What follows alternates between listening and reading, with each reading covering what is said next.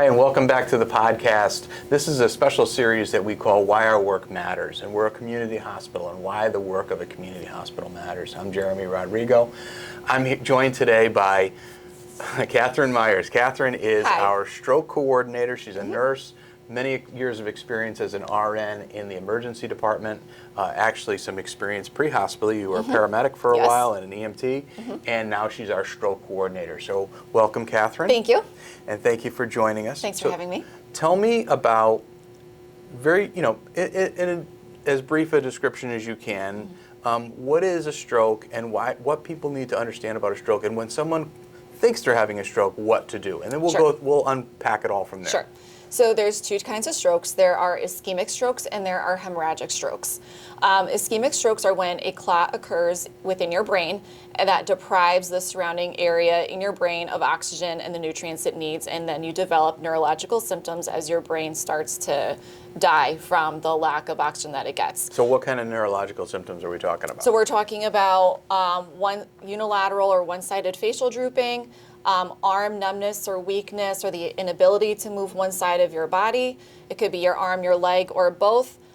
Slurred speech, confusion, difficulty speaking, sudden loss of balance, and sudden severe headache.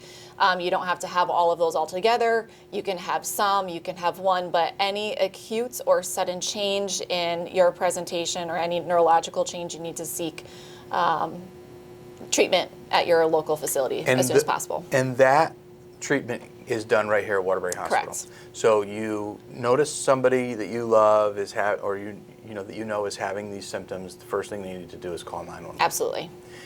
So 911 is going to determine how quickly the ambulance should go there, and then the ambulance gets there. How do you interact with the ambulance people so that you know that they're bringing you someone who needs immediate intervention? So when 911 gets dispatched and they arrive on scene and they are going to do a stroke assessment on a patient who's possibly having a stroke, when they realize that through some field testing, then they notify us as early as possible that we ask for.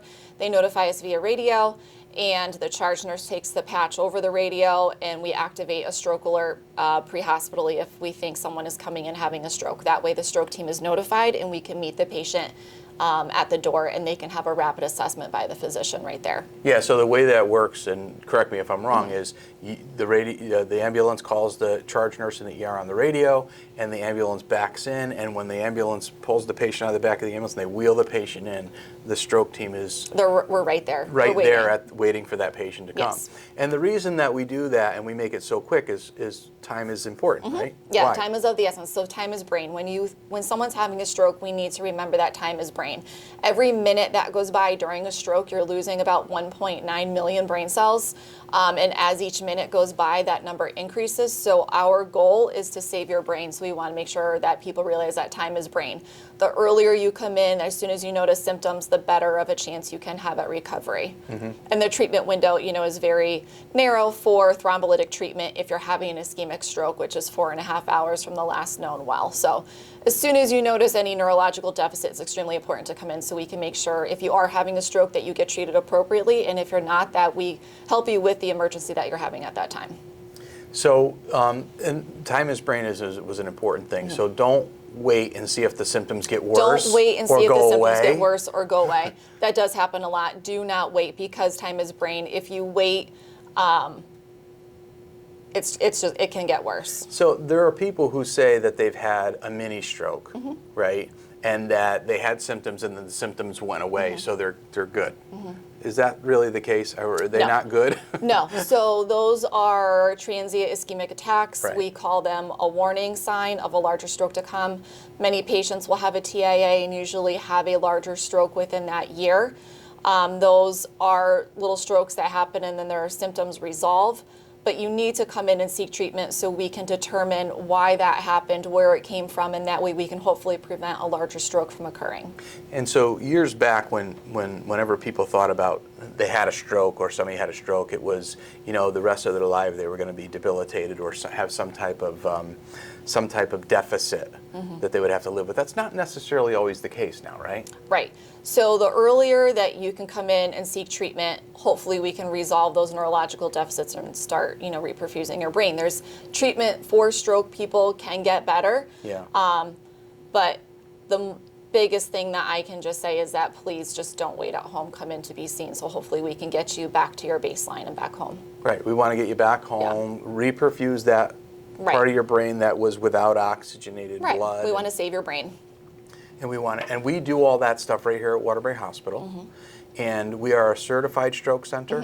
What is our accreditation actually called? So we are an advanced primary stroke center by the Joint Commission. So we treat acute stroke patients with thrombolytic therapy. If somebody needed thrombectomy procedures for a large vessel occlusion, we would immediately send those patients to a comprehensive stroke center. So we have all these arrangements worked out. Everything is planned out and ready to go. So we have processes and procedures in place. When you come in with a stroke, ambulance or come in off the street, go to get a CAT scan, we look at your brain and make sure that you see what's going on in your brain, give you medications to break up that clot if that's indicated, or if it's something else, we make the arrangements to stabilize you and get you to and get you out as soon as possible. All the components fall into place as soon as you hit the door.